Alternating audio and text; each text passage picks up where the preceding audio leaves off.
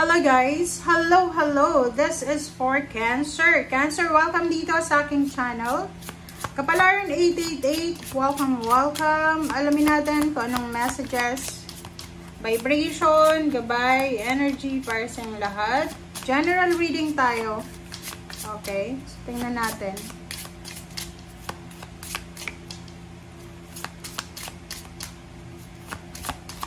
General reading para sa lahat ng mga Cancer. Cancer, first card mo is Companion.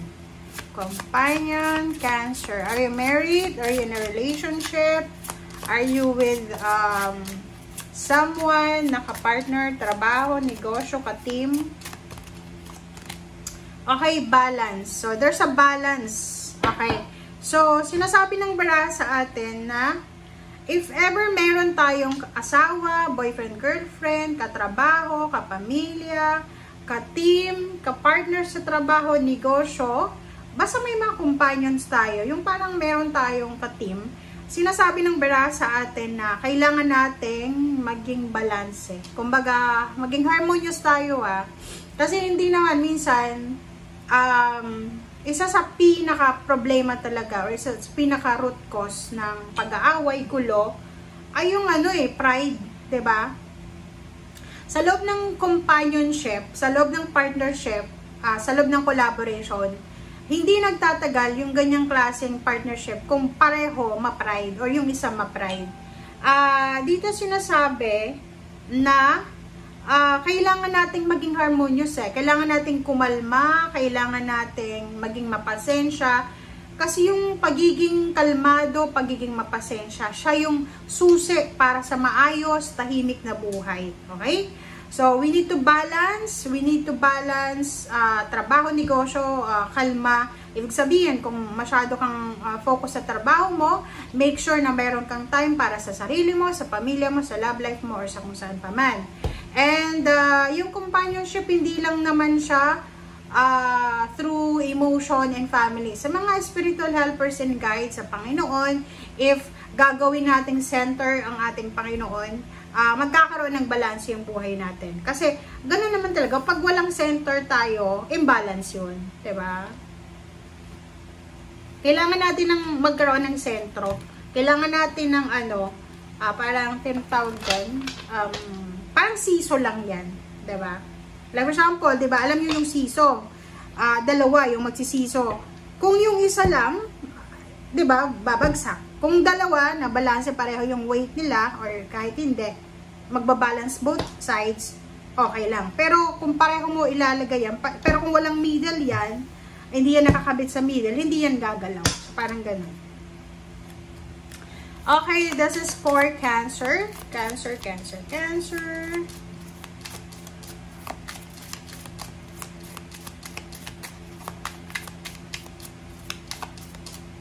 Alright. Okay, Ace of Hearts. Number 11. This is facts.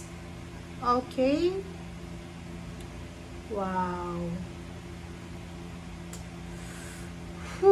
Mag-ingat ka. You need to be careful. Cancer, kasi napapaligiran ka, hindi lang isang tao yan napapaligiran ka ng mga tao, lalo na yung palagi mong kausap, yung palagi mong ka-chat, palagi mong nagsusumbong sa'yo, nagdadala ng chismis, nagdadala ng kwento. Kung sino man yan, mag-iingat ka sa kanila because pwede ka nilang gawa ng kwento, traidorin, i-backstab, kung ano pa man. Okay? 9 of Spade. Okay. So, dito sinasabi ng bara sa atin, Cancer, na mag-iingat ka din in terms of physical health. So, may mga Cancer dito na kailangan nyo mag-ingat kasi pwedeng marami kayong mga physical health issues na pwedeng ma-experience. For example, magkaroon ka ng pimples or mga kung ano man na possible na related sa mukha mo, sa katawan mo. Because mga allergy siya or ano pa man yan. So, if ever na meron kang ganyan na situation sa linggong ito, magpatingin ka sa doktor.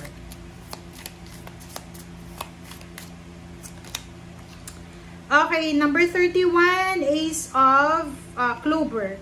Dito sinasabi, this is crossroad guys. Okay, so sinasabi ng baraha dito na if ever lang, kasi connected siya dito sa fax eh.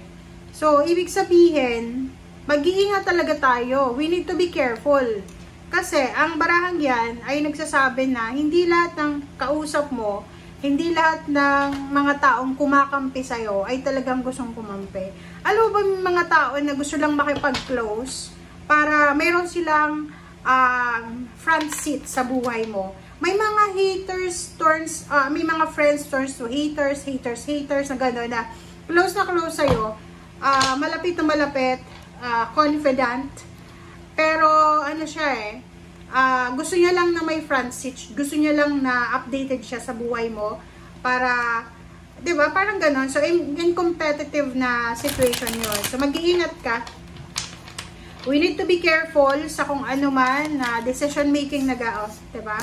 The tower So, Cancer, ingat-ingat tayo sa mga tao na pagkakatiwalaan natin sa linggong ito. Words, may mga backstabbing dito, especially sa money. Huwag tayong masyadong magpapaniwala sa mga investment, ganyan, or kung ano pa man na may involved na pera. Okay. Or possible na may mga financial problems yung mga Cancer dito, lalo na kung couple kayo na Cancer. Diba? Tingnan mo. Sinasabi ng baraha sa'yo dito na this week, because of mga financial problems or emotional problems, sobra-sobra kang magpo-focus para sa future mo. Kumbaga, yung pinagdadaanan mong financial issues ngayon or problems or scarcity, siya yung magiging motivation mo para, diba, kumilos, maging hardworking, maging workaholic. Okay. King of Wands, So, sinasabi ng baraha sa'yo dito, Cancer, na kung lalaki ka, lalaking Cancer, isang napakabilis na trabaho ang posibleng i-offer sa'yo, isang napakabilis na financial source ang posibleng papasukin mo.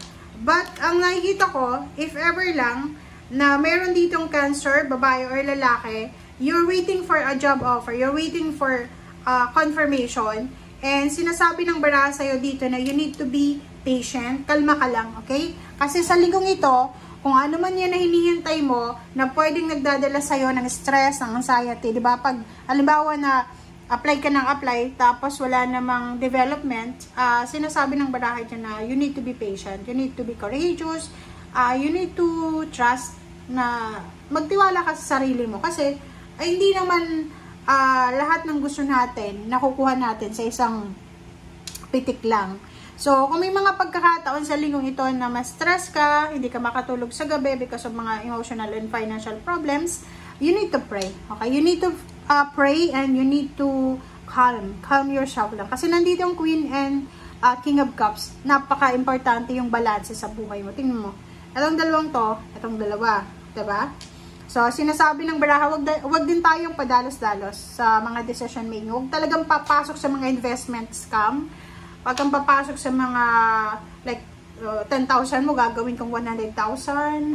Parang ganun na scam. Ngayon, kailangan magbayad para mag-exam, ganyan. And then after, kung ano-anong mga modus operandi, mag-iingat kayo. Okay? Thank you guys. Bye!